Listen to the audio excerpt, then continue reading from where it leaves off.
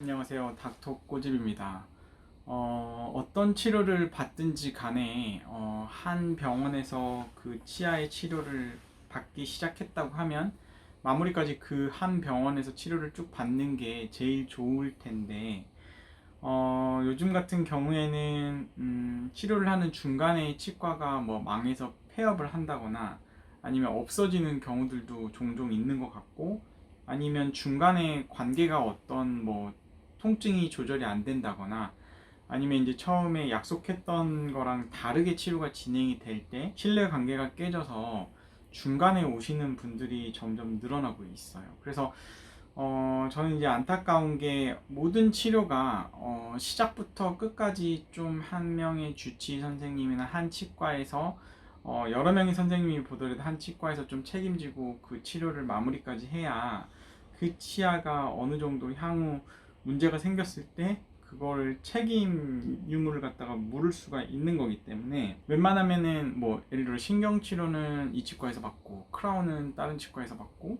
아니면 임플란트 같은 경우에도 이 임플란트는 이 치과에서 받고 다른 임플란트는 또 다른 치과에서 받고, 이렇게 여러 개가 섞여 있어 버리면 그 환자의 구강내에 대해서 한 치과에서 책임을 질 수가 없어요. 그리고 문제가 생겼을 때 환자한테 여러 치과에서 다른 치과 핑계를 대기 쉽고, 저쪽으로 가서 봐라, 우리는 잘못한 게 없다, 이런 식으로 책임을 회피하기 때문에 저는 개인적으로는 꼭 인생을 살아가는 데 있어서 치과를 안 가시는 분들은 없잖아요. 그래서 본인이 믿고 맡길 수 있는 주치의 같은 선생님들을 꼭 한 명씩 마련하셔서 그 치과에서 쭉 꾸준히 치료를 받으셨으면 좋겠고, 최소한 그렇게 안 되는 상황에서는 하나의 치료 아니면 한쪽 부위에 대한 치료가 처음부터 끝까지 한 치과에서 이루어지는 게 좋거든요. 그래서 그렇게 꼭 하시는 걸 추천을 드립니다.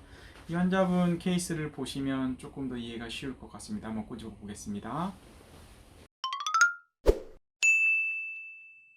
네, 앞니 신경치료 후에 크라운을 씌우고 치료 마무리를 해야 되는데 치과가 폐업을 했어요. 갑자기 없어졌어요. 라고 이제 고민하시다가 저희 병원에 오신 분이신데, 밥을 먹다가 앞니가 부러져가지고 신경치료를 받았고 크라운을 씌우고 마무리를 해야 되는데 치과가 문을 닫았어요.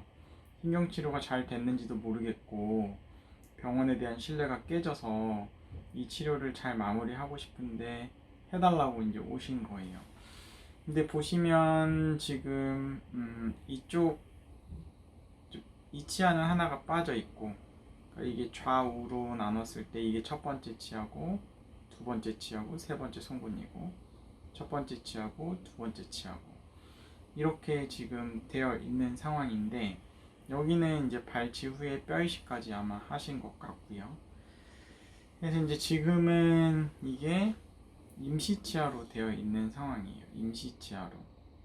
근데 임시치아이기 때문에 최종 보철물로 가야 되겠죠. 그리고 치아들이 아무래도 임시치아는 플라스틱이기 때문에 이 플라스틱 주변으로 플락이나 그런 게 잘 낄 수 있기 때문에 지저분한 느낌이 있죠.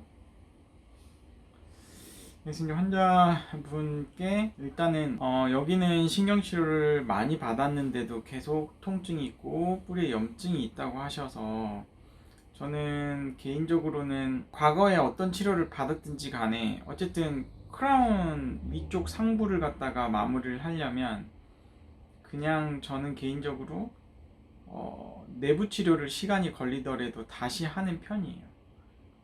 예를 들어서 가끔씩 세브란스 병원이나 서울대학병원 보종과에서 제가 믿을 수 있는 선생님들이 신경치료를 하고 비용 때문에 크라운을 갖다가 저희 병원에서 하고 싶어서 오시는 분들이 있거든요. 이제 그런 분들 같은 경우에는 내부를 제대로 치료했을 거라고 생각을 하고 믿을 수 있기 때문에 제가 내부를 안 뜯어내지만, 그런 경우가 아니고서는 저는 거의 다 뜯어내고 제 치료를 다시 하는 편입니다.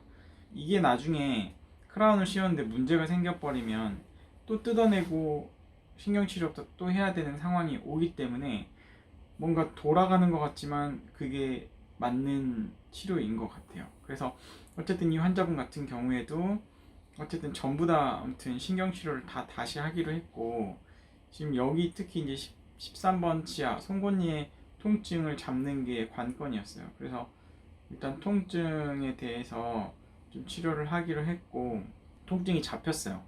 그리고 이제 이쪽 옆에 치아 크라운 같은 경우에도 이제 조금 내부가 지저분한 모습이 보여서 이제 이것도 제거 후에 다시 기둥까지 세워가지고 레진 코어 해서 이제 브릿지로 하기로 하신 거죠.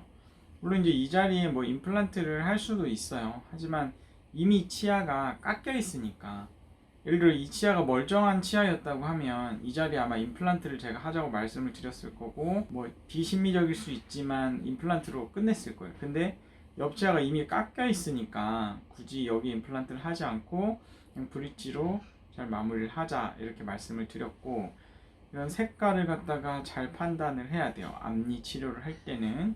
그래서 이제 최종 마무리를 신경치료하고 크라운까지 이렇게 잘 해드린 케이스입니다. 그래서 환자분이 처음에 아파했던 이 치아도 통증이 잡혔고, 근데 이제 저는 개인적으로 이 뿌리 끝에 뭔가가 이렇게 넘어가 있는 거를 좋아하진 않아서 이걸 의도적으로 이렇게 넣으려고 하진 않아요. 근데 환자분이 불편한 증상이 없으니까 이런 것들은 그냥 모니터링을 하기로 했고, 그리고 이제 이 치아들이 이제 부러지면 안 되니까 각각의 이제 파이버 포스트로 보강을 해서 기둥을 세워가지고 크라운을 했는데, 여기서부터 이 5개를 다 묶지는 않았어요. 그냥 여기는 브릿지를 해야 되니까 여기서 끊어서 여기는 이제 묶었고, 이 치아 따로 이 치아 따로 크라운을 해준 거예요. 그렇기 때문에 나중에 이제 혹시라도 이게 문제가 생기면 브릿지는 5개를 동시에 뜯어내야 되지만 이런 단독인 치아들은 이 치아 한 개만 뜯어내고 재치료를 하면 되기 때문에 이제 문제가 안 생겨야 되겠지만 나중에 훨씬 더 유리하고 환자분이 치실을 이용해서 사이사이를 관리를 할 수 있기 때문에 잇몸 건강에도 좋다 말씀드릴 수 있을 것 같고, 그러면 이 바깥으로 넘어간 것들은 어떻게 하느냐. 이 바깥으로 넘어간 것들은 일단은 증상이 없고 뿌리 끝에 염증을 유발하지 않으면 내버려 두면 되는 거고요. 추후에 혹시라도 이제 염증을 유발하거나 통증이 생겨버리면 치근단 절제술로 들어가서 이걸 제거를 하고 뿌리 끝을 틀어막는 수술을 하면 되는 거기 때문에 치아를 살리는 데는 아무 문제가 없다라고 이제 말씀을 드릴 수 있을 것 같고, 이제 처음에 오시기 전 그리고 치료한 후 보면은 어떻죠? 확실히 훨씬 깔끔하죠.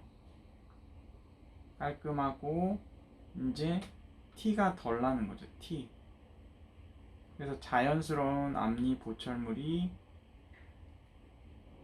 완성이 됐다. 그리고 이제 제가 앞니 보철물에서 정말 잘 된 케이스들은 이제 자연스러움, 그리고 좌우에 치아가 대칭인가, 그리고 잇몸 라인이 자연스럽게 유지가 되는지 그런 것들이 관찰이 돼야 되고, 색깔이 너무 튀지도 않고 그냥 옆에 있는 치아랑 내 치아인 것처럼 보이면 그게 잘된 치료라고 말씀을 드렸어요. 그래서 이 환자분처럼 앞니 치료를 심리적으로 환자분은 스트레스 받죠. 아, 이러다가 정말 앞니가 중요한 부분인데 치료 마무리를 잘 하고 싶은데 치료가 잘 안 됐었으니까 계속 아프니까 이러다 뽑고 임플란트 하지 않을까 이런 걱정도 있으셨을 거고, 치과가 중간에 이제 없어져 버리니까 이걸 어떻게 하지? 라고 고민을 하다가 이제 오셨는데, 아무튼 치료를 잘 마무리하고 이제 정기적으로 저희 병원에 이제 오고 계신 분이십니다.